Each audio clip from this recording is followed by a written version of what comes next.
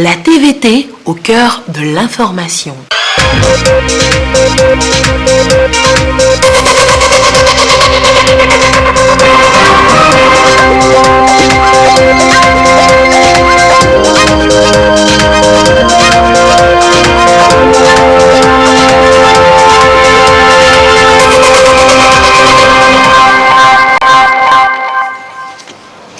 Il est l'heure du journal sur la télévision togolaise. Madame, Messieurs, bonsoir. Et voici les titres de cette édition. La CEDEAO appuie le Togo dans sa lutte contre la drogue. Une unité de formation mobile vient d'être remise au gouvernement togolais par l'institution sous-régionale. Ceci pour permettre à notre pays de mener à bien cette mission. Et puis, le Togo veut accroître la productivité du coton, ceci à l'hectare. Pour y parvenir, le ministre en charge de l'agriculture sensibilise les cotonculteurs dans ce sens. L'étape de Palimé dans cette édition. Voilà donc pour les titres. D'abord, ces courriers départ à la présidence de la République. Le chef de l'État Faure Eswazimna Gnazingbe a adressé des messages de condoléances d'abord à son homologue kenyan Uhuru Kenyatta. Le message est ainsi libellé. Monsieur le Président, c'est avec consternation que j'ai appris la terrible nouvelle de l'accident d'un avion de ligne de la compagnie Ethiopian Airlines qui a coûté la vie à de nombreux passagers et membres d'équipage ce 10 mars 2019 près de Bishofut en Éthiopie. Dans ce moment particulièrement douloureux, le peuple togolais se tient aux côtés de son frère éthiopien et lui assure son entière solidarité et sa compassion. Et le peuple togolais donc se tient aux côtés de son frère Kenya. En son nom et celui de son gouvernement, je voudrais vous adresser mes condoléances les plus attristées et vous prier de les transmettre aux familles endeuillées. Avec toute ma sympathie, je vous prie d'agréer, Monsieur le Président, d'assurance de ma très haute considération. Et le chef de l'État a également adressé un autre message, toujours de compassion, au Premier ministre de la République démocratique d'Éthiopie. Le message du chef de l'État dit ce qui suit. Monsieur le Premier ministre, c'est avec consternation que j'ai appris la terrible nouvelle de l'accident d'un avion de ligne de la compagnie Ethiopian Airlines qui a coûté la vie à de nombreux passagers et membres d'équipage ce 10 mars 2019. Et dans ce moment particulièrement douloureux, le peuple togolais se tient donc aux côtés de son frère éthiopien cette fois et lui assure son entière solidarité et sa compassion. Et le chef de l'État dit que dans son nom et celui de son gouvernement, il adresse ses condoléances les plus attristées et prie le Premier ministre éthiopien de les transmettre aux familles endeuillées. Un Boeing de la compagnie Ethiopian Airlines, donc reliant Addis Abeba à Nairobi au Kenya, s'est écrasé ce dimanche matin. Le Boeing 737 de la compagnie éthiopienne avait à son bord plus de 150 passagers et 8 membres d'équipage. Tous ont péri. Les effets personnels retrouvés au sol à 60 km de l'aéroport d'Addis Abeba. Ce dimanche matin, un avion de la compagnie Ethiopian Airlines en partance pour Nairobi s'est écrasé sur le sol éthiopien. L'incident a eu lieu vers 8h38 lorsque le vol a décollé de l'aéroport international Bole et 6 minutes plus tard, il a disparu des écrans radars. L'avion, un Boeing 737 similaire à celui-ci, transportait 157 personnes de plus de 30 nationalités. Parmi elles, 32 Kenyans, 18 Canadiens, 7 Français et un Belge. Il n'y a aucun survivant. Pour les familles de victimes, c'est l'incompréhension. Les tableaux d'affichage indiquaient que le vol d'Addis Abeba s'était posé à l'heure. Nous n'étions pas inquiets, mais quelques minutes plus tard, on a lu sur Facebook et Twitter qu'il y avait eu un accident en Éthiopie. Quelques minutes après le décollage, le pilote de l'avion avait fait part de difficultés et avait obtenu l'autorisation de repartir vers Addis Abeba. Le PND, Plan national de développement, lancé lundi dernier par le chef de l'État Faure Eswazimna Gnazingbe, reçoit déjà l'assentiment de plusieurs partenaires. L'Union européenne adhère à cet outil de développement et saisit d'ailleurs l'occasion pour insuffler une nouvelle dynamique à sa coopération avec notre pays. Voyez ce qui suit. Après la reprise de la coopération entre l'Union européenne et le Togo en 2007, tout est allé très vite.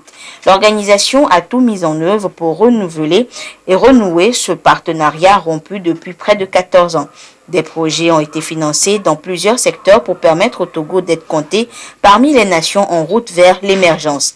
Depuis 2014, un programme national indicatif national a été mis en place pour arriver à échéance en 2020 dans le cadre du 11e FED, Fonds européen de développement. Un programme qui épouse si bien la nouvelle stratégie de développement mise en place par le Togo depuis l'année dernière, le PND. Ce plan national de développement est dans le fond une condition préalable à une bonne coopération avec le pays. Un pays qui n'a pas de plan national de développement n'est quasiment pas dans les conditions pour bénéficier d'un apport substantiel de l'Union européenne dans son développement. Donc c'est un préalable et je souhaite vraiment dire qu'il faut saluer le fait que le Togo dispose maintenant d'un plan comme celui-là. Parce que c'est important d'avoir une vision, d'avoir un programme, d'avoir une programmation, d'avoir aussi un temps opératoire. Donc à partir de là, vraiment, l'Union européenne peut beaucoup aider, comme elle a déjà fait par le passé, mais ça peut être beaucoup plus substantiel. Ça vaut pas seulement pour l'Union européenne, ça vaut pour les grands donateurs internationaux. Donc c'est un prérequis indispensable et je salue, c'est une avancée tout à fait importante. Un développement qui ne serait possible que grâce à une stabilité tant économique que politique. Et parlant de politique, justement, le Parlement européen se prépare déjà à raffermir les liens qui le lient et le lieront à la nouvelle Assemblée togolaise.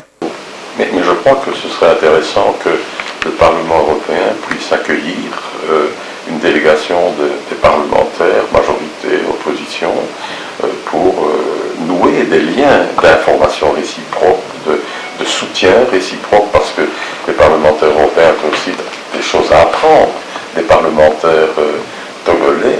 Et il faut que ce soit évidemment une délégation pluraliste, avec des gens de la majorité, des gens de l'opposition, de manière à avoir tous les sons de cloche.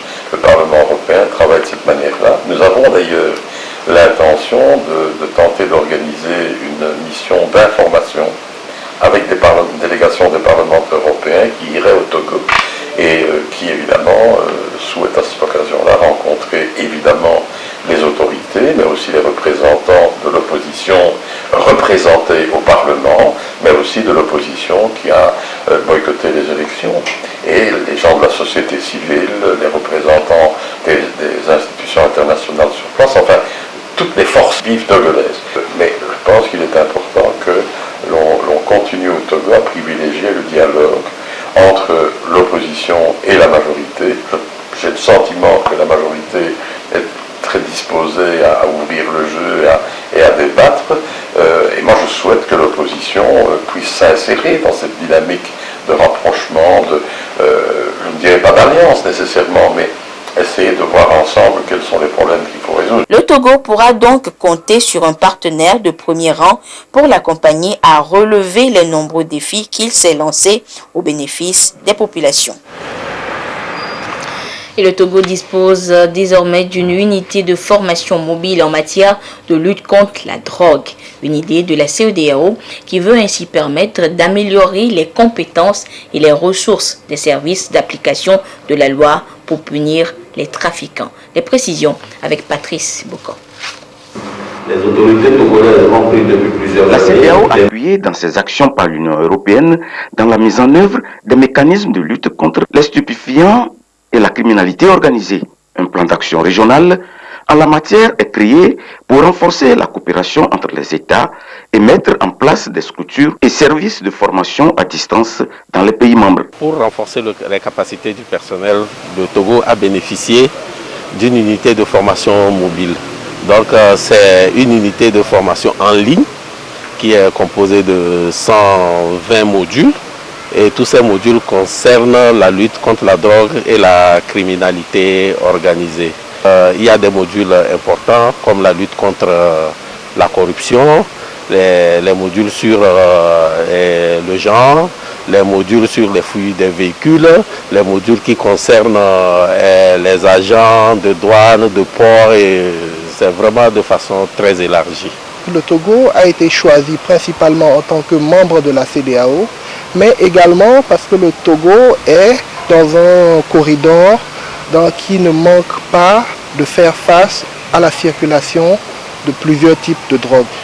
Donc en tant que pays clé et pays de transit de cette drogue-là, le Togo ne pouvait pas ne pas être choisi pour justement renforcer les capacités de ses forces de l'ordre pour lutter contre la drogue.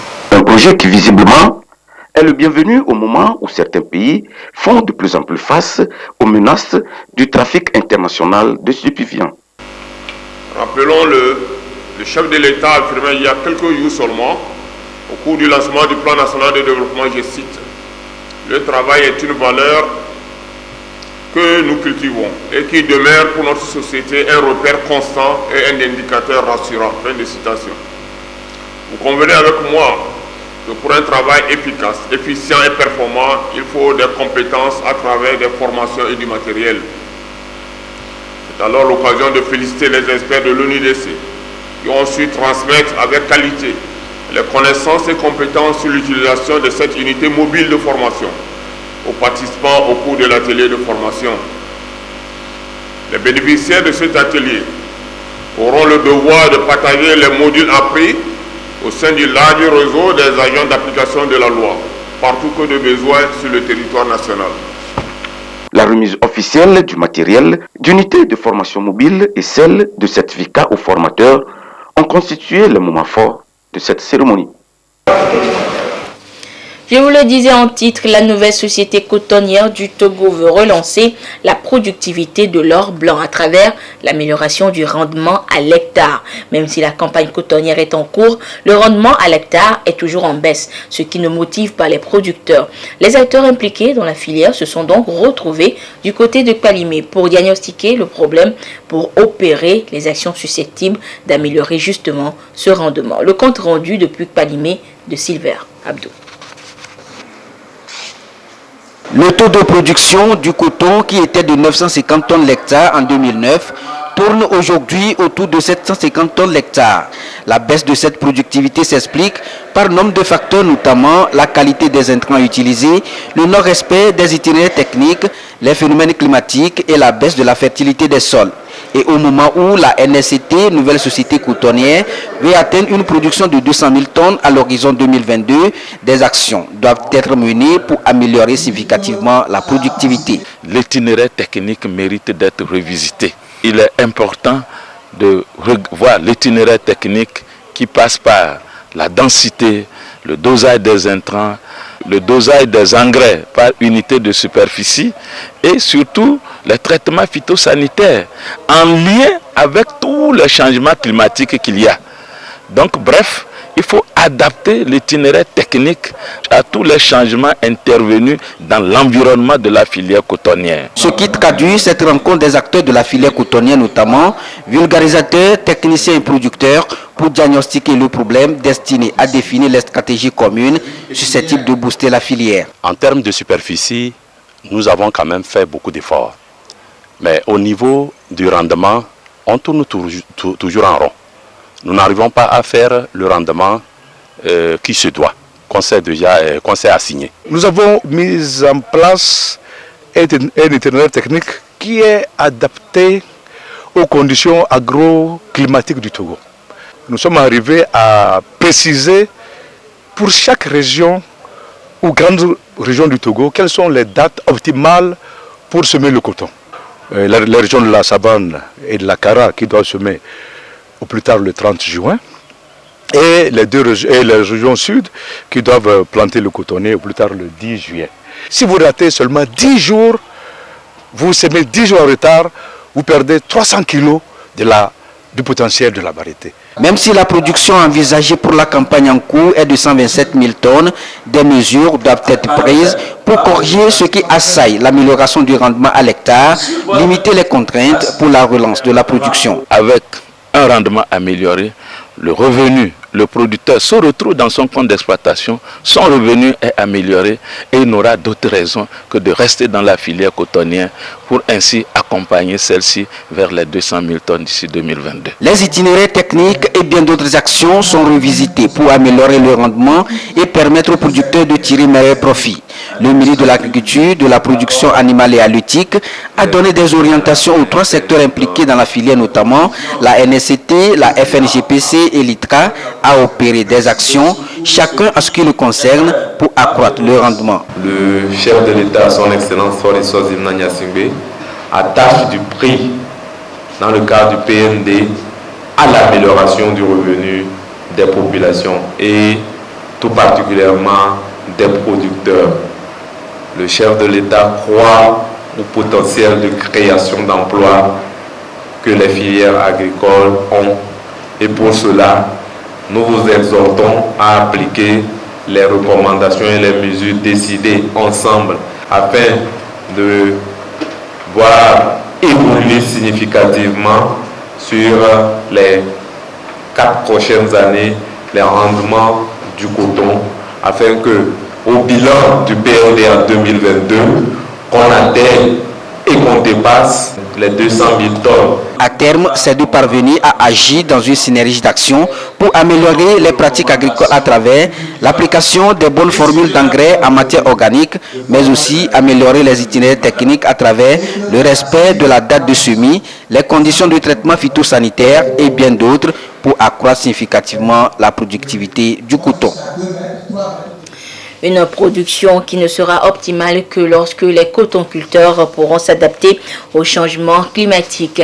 La problématique des changements climatiques, justement, était au cœur d'un colloque qui a réuni des enseignants-chercheurs des universités du Togo, de la sous-région ouest-africaine et de l'Allemagne du côté du campus de l'université de Kara. Depuis Kara, la correspondance de Nestor. Bonsoir. L'accord de partenariat intervenu entre l'Université de Kara et l'Université Goethe de Francfort en Allemagne porte progressivement des fruits. C'est grâce à ce partenariat que le PREDES, le laboratoire de recherche et d'expertise sur la dynamique des espaces et des sociétés de la faculté des lettres et sciences humaines Flèche de l'Université de Kara, tient ce colloque. Le colloque place au centre des réflexions la question de la vulnérabilité des ressources naturelles et des sociétés face au changement climatique dans le bassin versant de l'Oti en Afrique de l'Ouest. Pour nous, c'est une manière de nous inscrire dans la logique de ce qui a commencé déjà à la COP 22. Lors de cette conférence, les universitaires et les spécialistes se sont réunis à Marrakech pour savoir qu'est-ce qu'il faut faire pour pouvoir trouver des solutions aux problèmes du changement climatique. Et donc cette conférence s'inscrit dans ce cadre-là. Et ce colloque est justifié par le fait que la sous-région est marquée par les changements climatiques, par l'assèchement des eaux, par l'environnement qui est dégradé. Sont conviés à cette rencontre scientifique les chercheurs des universités des 6 pays ayant en partage le bassin versant de l'Oti, à savoir le Bénin, le Burkina Faso, la Côte d'Ivoire, le Ghana, le Mali et donc le Togo. En plus de ces chercheurs, ceux de l'Université Goethe de Francfort sont aussi associés. Les travaux vont se dérouler en 2 ateliers en se basant sur 3 axes prioritaires. Il y a l'analyse spatiale, disons les informations sur les écosystèmes. Il y a deuxième fois l'agriculture, les écosystèmes. Et troisième fois aussi la planification à l'avenir. Disons, quelle est la responsabilité des chercheurs au niveau des décideurs politiques. Parce que s'il n'y a pas des informations qui sortent de cette colloque à la politique, aux décideurs, ça reste seulement quelque chose d'académique. Et ça, il fallait éviter. En dehors des conférences thématiques, 52 articles seront présentés par des jeunes chercheurs à l'appréciation des enseignants-chercheurs attitrés. À l'ouverture du colloque, le vice-président de l'Université de Kara, le professeur Adama Koda, a invité les participants à faire une analyse pointue du phénomène de changement climatique pour dégager des approches de solutions durables. La commune de Dapon au Togo et la ville d'Issy-les-Moulineaux en France coopèrent. Un jumelage que le gouvernement allemand et l'Union européenne veulent redynamiser. Et pour cela, une étude d'état des lieux a été faite. Du côté de Dapon, les acteurs se sont retrouvés pour une restitution du rapport. Il s'agissait d'amener les membres du comité de jumelage à avoir une même lecture des résultats et poser un diagnostic concret du fonctionnement du dit comité. Les précisions avec Désiré Aloé depuis Dapon. La commune de Dapan au Togo et d'ici les Moulineaux en France sont des villes jumelées depuis 1989. Une coopération décentralisée au bénéfice des populations. La GIZ, à travers le programme décentralisation gouvernance locale Prodogol, s'implique pour redynamiser davantage la coopération. Une étude pour faire l'état des lieux de la coopération a été faite et le rapport diagnostic disponible.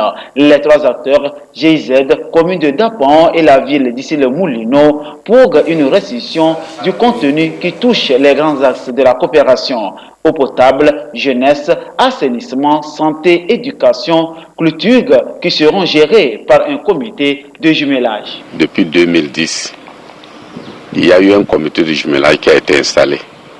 Mais ce comité de jumelage n'a jamais fonctionné, puisque notre ville jumelle ne nous avait pas demandé de mettre en place un comité de jumelage. C'est pour cela qu'on a voulu restituer le rapport de cette rencontre, de ce diagnostic établi par le cabinet, afin de nous aider à nous relancer, afin de nous aider à refaire un comité de jumelage qui serait peut-être accepté par tous. Parce que jusque-là, notre ville jumelle ne prend pas en considération ce comité de jumelage. Il s'agit de donner un nouveau souffle de redynamisation de la coopération entre Dapan et d'ici les Moulineaux. La coopération allemande entend appuyer la commune de Dapan dans la décentralisation, la libre administration, l'autonomie financière, la bonne gouvernance, le renforcement de la démocratie et la cohésion sociale pour soutenir le gouvernement togolais dans ce choix, une action de développement équilibrée. Le baobab Bernard Dadier a tiré sa révérence hier à l'âge de 103 ans. Personnage de nombreux talents, l'Ivoirien fut poète, romancier, homme de théâtre, mais également homme politique et ministre de la Culture sous Houphouët-Boigny. Proche du Front populaire ivoirien, l'auteur de Clembier, Pagne noir et bien d'autres œuvres devenues des classiques de la littérature africaine, fut le premier écrivain africain dont a célébré le centenaire de son vivant. Et retour en page nationale pour vous signaler que les 3 sièges mis en jeu dans la circonscription électorale de la préfecture de Hao lors des échéances électorales du 20 décembre dernier ont été tous remportés par le parti UNIR, Union pour la République. Et depuis hier, les députés élus dans cette zone, dont le Premier ministre Komi Selom Klassou, était en tournée dans les différents cantons de la préfecture pour témoigner leur gratitude à la population. Et cet après-midi, la tournée s'est achevée par un grand meeting à la place de l'indépendance de Noche. Le compte rendu avec Ekwe Sala. Unir Hao dit merci à la vaillante population pour les 3 sièges. Restons mobilisés encore pour 2020. Voilà résumé le message des députés Hao élus le 20 décembre 2018 à l'endroit de la population lors de ce grand meeting à la place de l'indépendance de Noche. Il est présidé par le Premier ministre Komi Selom Klassou, tête de liste lors des élections législatives. En prélude à cette grande rencontre de reconnaissance, les émissaires du parti UNIR étaient hier dans les différents cantons de la préfecture pour le même message.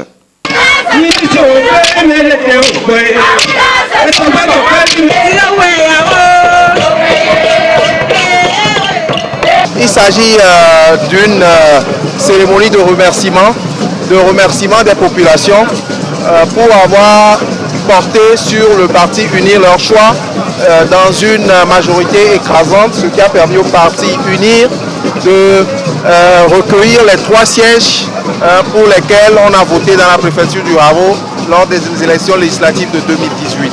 Donc c'est dans ce cadre-là que nous avons souhaité dire merci aux populations, mais surtout merci aux très hauts. Nous leur avons surtout rappelé aussi les échéances qui nous attendent, c'est-à-dire les élections locales et l'élection présidentielle de 2020. Et nous, en pays élevé, lorsque vous avez quelque chose à faire et qu'il pleut, cela veut dire que Dieu a béni ce que vous voulez faire. Donc pour nous, c'est le signe de la bénédiction de Dieu sur la politique de développement du chef de l'État et sur les échéances électorales passées, futures dans notre pays. Donc nous disons merci et nous disons merci aussi à Dieu. Nous avons remercié ces gens de la population pour leur engagement. Le remerciement là aussi va à l'endroit du président de notre grand parti uni, président de la République, Fort Esozimna Nyasingbe, pour la paix qui règne dans le pays. Dans son intervention en langue locale, le Premier ministre, comme Selom Klassou, tête de liste dans cette circonscription électorale lors des législatives du 20 décembre, a d'abord remercié Dieu pour la paix qui a prévalu avant, pendant et après ces élections. Il a également témoigné sa reconnaissance aux populations qui ont sacrifié leur repos dominical pour écouter les messages des députés UNIR venus à leur rencontre. Le chef du gouvernement a salué les populations qui ont surtout permis au parti UNIR de remporter les 3 sièges dans la préfecture après une mobilisation lors de la campagne électorale qui aura totalisé 237 meetings dans cette circonscription électorale. Durant ces rendez-vous d'échange, des besoins ont été recensés. Le Premier ministre a promis que progressivement, des réponses seront apportées pour le développement du Haro. À travers des exemples accessibles à tous, le Premier ministre a expliqué les 3 grands axes du plan national de développement à l'assistance. Un plan ambitieux qui porte désormais tous les projets de développement du pays. Le chef du gouvernement a recommandé aux populations et surtout aux jeunes d'avoir de l'espoir, mais de se former pour bénéficier des emplois que vont générer le plan national de développement. Il leur a rappelé les échéances futures en leur demandant de rester mobilisés derrière le parti UNIR, Union pour la République. Au nom des populations, le chef Agokoli 4 a remercié les élus du parti UNIR Haro pour leur démarche. Il leur a réitéré le soutien de la population Haro pour le développement de la préfecture et du Togo en général. Et de leur côté, c'est le 8 mars dernier, journée dédiée aux droits des femmes, que les cadres du parti UNIR du Moyen Mono sont allés témoigner leur gratitude aux populations à la base pour le bon déroulement des législatives du 20 décembre 2018. Jeunes, adultes, têtes couronnées ont été remerciés et à l'occasion, les femmes ont été à l'honneur à travers des actes de générosité. Le compte rendu avec Pierre Soussoupa. Retour à la base après les législatives du 20 décembre 2018. Les cadres du parti Union pour la République du Moyen-Mono ont choisi le 8 mars, journée internationale de la femme, pour exprimer reconnaissance à toutes ces femmes qui se battent aux côtés des hommes pour le développement de leur milieu. Et chacune d'elles a été gratifiée d'un bouquet de fleurs en guise de gratitude. Nous avons reçu à cœur joie leur acte de reconnaissance en ce jour spécial du 8 mars. Nous leur réaffirmons notre engagement à lutter à leur côté pour la paix et le développement de notre milieu. Nos sincères merci.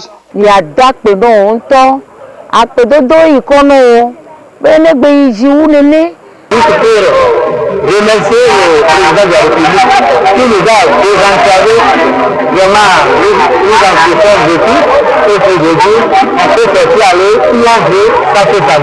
La délégation a rencontré les différentes couches sociales du milieu, des jeunes, des personnes âgées, des têtes couronnées et même les féticheurs ont été tour à tour remerciés. Au centre communautaire de Toun, tous s'étaient retrouvés pour échanger et bien entrevoir le futur dans l'Union. Quand on est unis,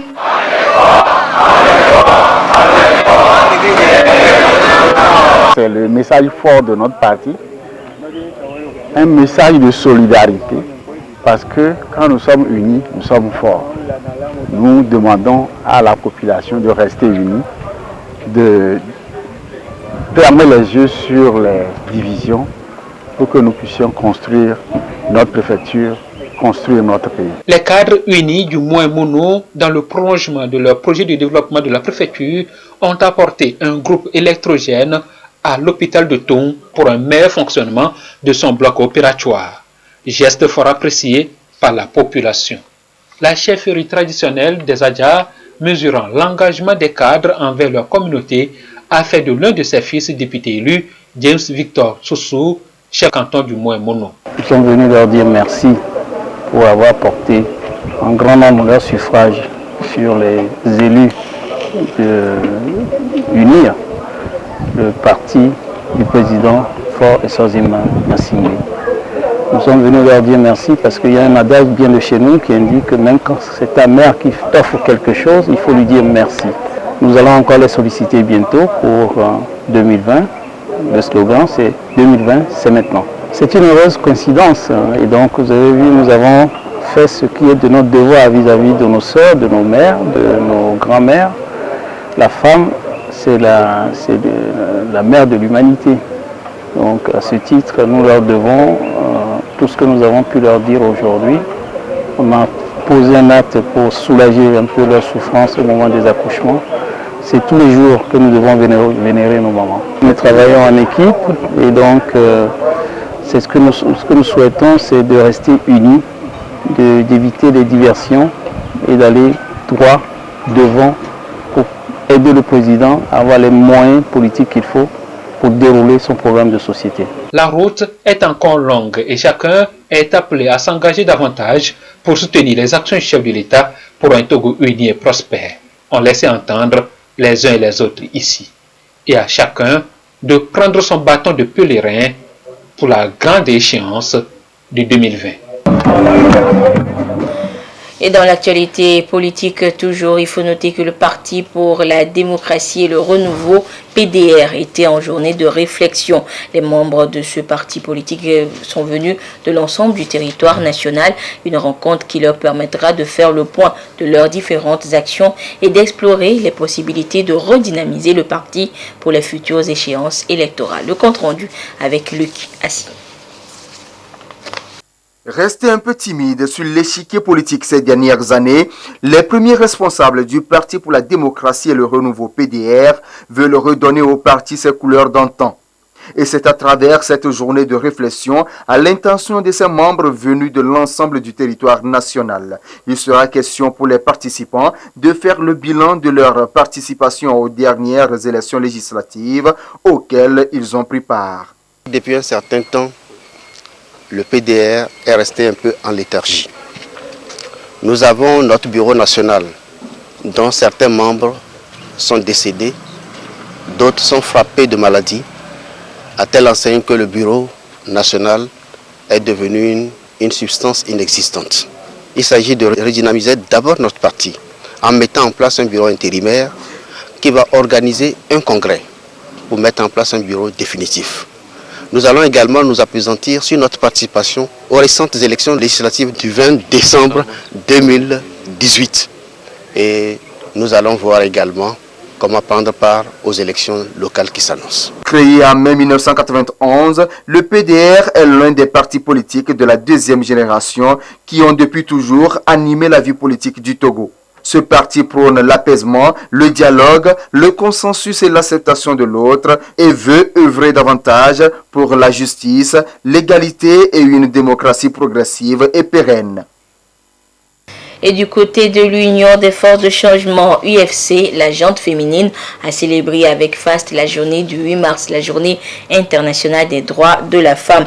Et ensemble, toutes les femmes de l'UFC ont effectué une visite à Azao dans une unité de production d'huile de palme et de palmiste, histoire de s'instruire sur l'entrepreneuriat. Le compte rendu avec Luc Assis.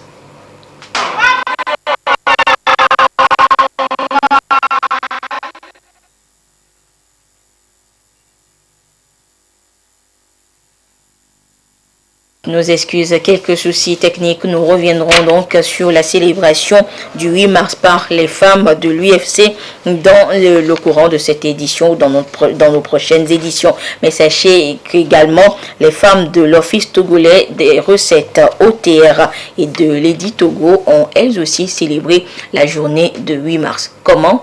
Les images avec ce commentaire de Sonia Aminiko. Les femmes d'Édit Togo observent une pause pour commémorer le 8 mars, journée internationale consacrée à la promotion des droits de la femme. À l'occasion, elles ont été sensibilisées sur leur participation à la vie publique et politique de la nation, mais aussi à la culture d'excellence dans le travail.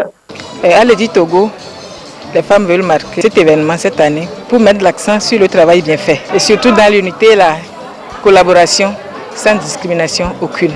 Nous avons échangé sur le rôle de la femme dans la gouvernance locale, comment elle va travailler pour être vraiment au sein de la gouvernance locale, parce que la femme aussi a le droit de participer à la gestion de la cité, à la gestion de la chose publique. Et il faut commencer par nos localités, à la base. Occasion pour le premier responsable de cet organe public de saluer l'initiative prise par les femmes. Il les a exhortées à plus d'ardeur dans le travail afin d'être toujours le leader. Créé il y a 57 ans, le quotidien Togo Presse compte à ce jour 369 agents, dont 117 femmes cadres pour la plupart.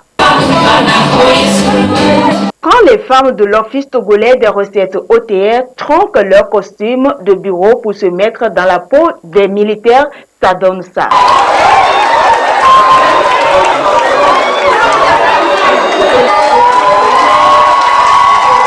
Ou encore dans la peau des mannequins.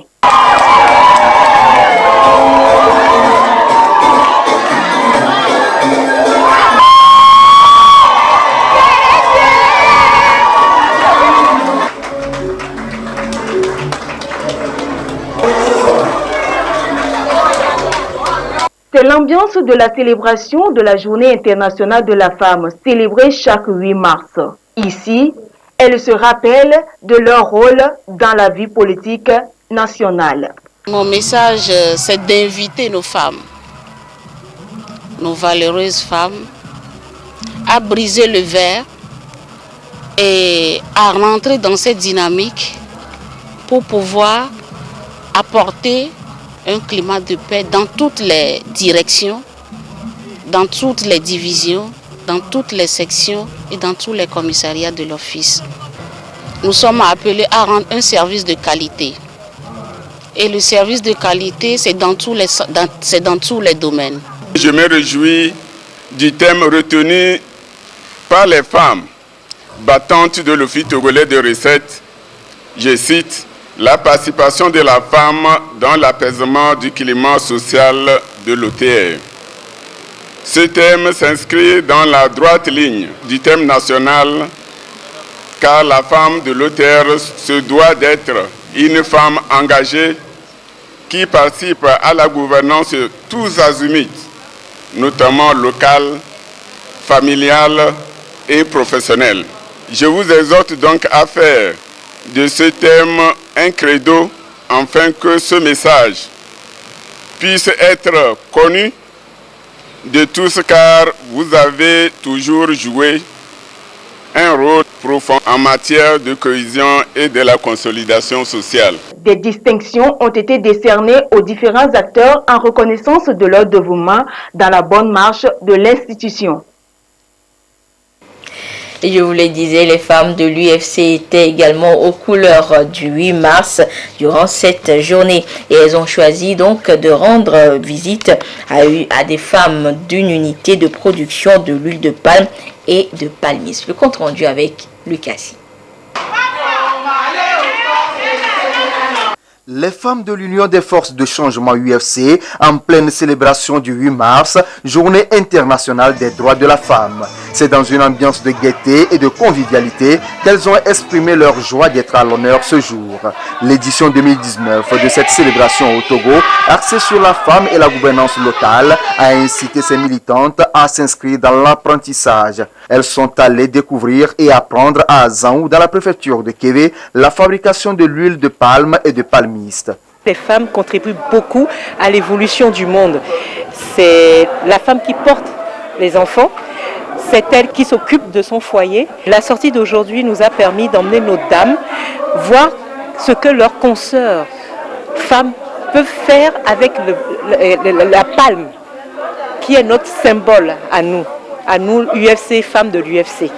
Donc ça nous a permis d'aller voir ce que c'est que l'entrepreneuriat, comment constitue-t-on une coopérative, parce que nos femmes ont beaucoup d'idées et nous voulons les concrétiser. Elles entendent initier des projets d'entrepreneuriat afin d'acquérir leur autonomisation. L'idée de se constituer en coopérative a beaucoup instruit les visiteurs à se regrouper en association pour mieux réussir leurs initiatives.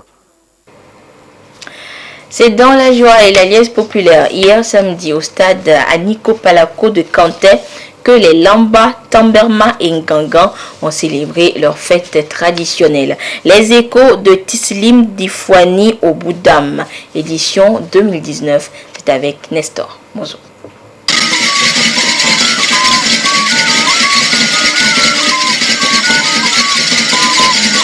Chaque année, les Lamba, les Tamberma et les Ngangan se fixent rendez-vous dans la première quinzaine du mois de mars pour faire la fête.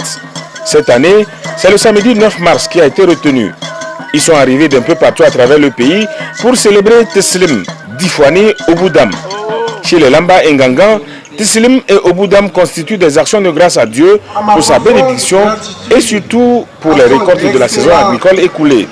Par des rites et sacrifices appropriés, les prêtres traditionnels implorent le Tout-Puissant et les mains des ancêtres pour le bien-être de la communauté et le meilleur rendement agro-pastoral au cours de la saison à venir. Tislim ouvre la voie à la danse Sintou en hommage aux vieilles personnes disparues. Difwani, chez les Tamberma, est une cérémonie d'initiation du jeune garçon pour son entrée dans la classe des adultes. Le jeune est soumis à de rudes épreuves d'endurance, de résistance physique et morale afin de stimuler en lui la maîtrise de soi, les réflexes d'autodéfense et les techniques de combat. Au-delà des actions de grâce à Dieu pour la réussite des récoltes et de l'initiation des jeunes aux péripéties de la vie adulte, Tislim Difwani Oboudam est pour nous une véritable occasion du renforcement de notre vivre ensemble malgré les diversités linguistiques, culturelles, pour ne citer que celle-là.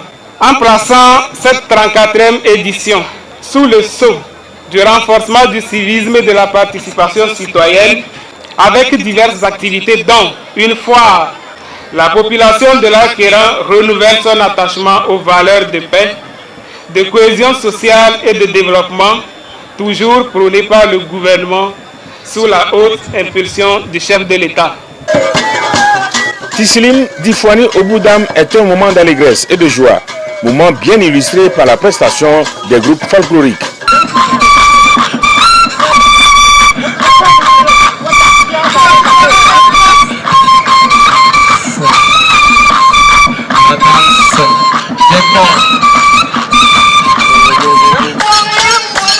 C'est la danse du country. Une danse rythmée. Tislim Difwani Oboudam est une fête identitaire. Elle est l'expression de la culture Lamba, Tamberma et Ngangan, peuple majoritaire dans l'Aquéran.